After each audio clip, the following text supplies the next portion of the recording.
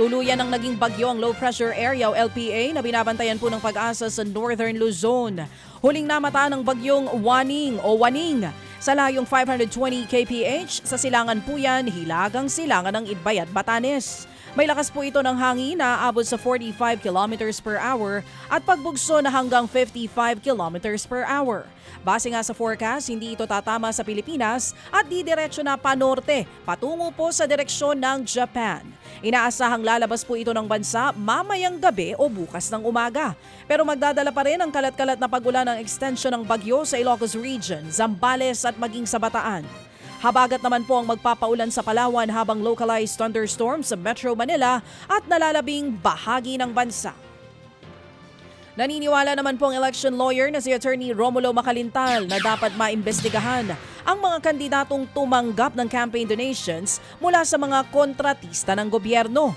Ayon po kay Macalintal, maituturing na election offense ang pagtanggap ng kandidato ng pera mula sa private contractors, kaya pareho silang may pananagutan sa batas. Paglilinaw pa ni Macalintal, hindi maaaring idaan sa kahit anumang electoral tribunal ang kaso. Pwede raw maghain ng kasong kriminal ang nasabing politiko o pwedeng haina ng kasong kriminal ang nasabing politiko para pwede pa itong ma-disqualify na tumakbo na ulit o humawak ng anumang posisyon sa gobyerno. Considering na nakaupo na sila at it involves an election offense under the Omnibus Election Code, dadaan pa rin sa mahabang proseso. Election offense case ito eh. Kaya ang COMELEC ang may kapangyarihan dito, sila ang pwedeng to look into it. Yan nga po ang tinig ni Attorney Romulo Macalintal. Sa iba pang balita mga kapatid, pinag-aaralan na po ng National Police Commission o NAPOLCOM ang inihaing reklamo ng magkapatid na sina Julie at Elakim Patidongan o Patidongan laban kina dating CIDG Chief Police Brigadier General Romeo Macapas at sa dalawa pang pulis. Inireklamo ng magkapatid na Patidongan ang mga opisyal ng CIDG matapos umano silang bagtangkang palabasin na si Elakim daw ang mastermind sa pagdukot sa missing sa Bungeros. Ayon sa NAPOLCOM, natanggap na nilang reklamo ng magkapatid. Tiniyak nilang magiging patas ang investigasyon sa kaso. Ito po currently ine-evaluate po ng ating INIS. Of course, kailangan po sa due process na pasagutin ang mga napangalanan po mga pulis dito.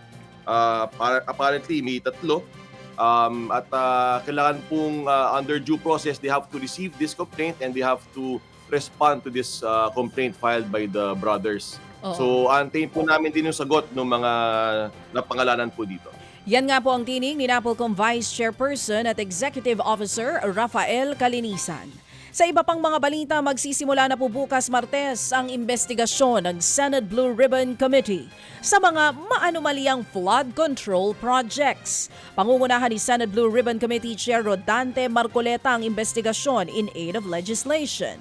Aminado po si Marcoleta na hindi magiging madali ang pagsisiyasat sa issue. Pero kumpiyansa siyang may makukuhang resulta ang gagawing pagdinig ng kaniyang komite.